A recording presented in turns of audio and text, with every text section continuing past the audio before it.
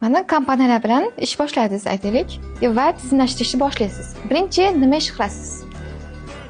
Birinchi kompaniya bilan shartnoma tuzganimizdan keyin uni tizimlashtirish bosqichida birinchi xodimlar bilan suhbat qilib chiqamiz.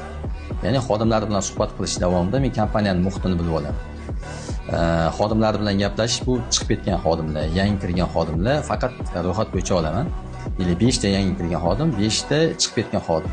Suhbatlashganimdan keyin kompaniyadagi asl holat kelib chiqadi va bu holat, bu vaziyat 99% holatda to'g'ri bo'ladi. Sababi biznesmen bilan gaplashganimizda biznesmen doim o'zi ko'rgan muammolarni aytadi.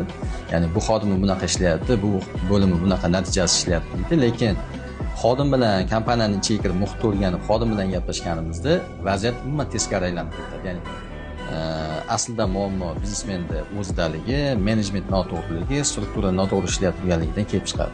Shuning uchun birinchi qiladigan ishim kompaniyani tizimlashtirishda xodimlari bilan suhbat qilib chiqqandan keyin o'zim uchun darojniy karta, ya'ni yo'l xaritasi chizib olaman va o'sha bo'yicha ish boshlayman.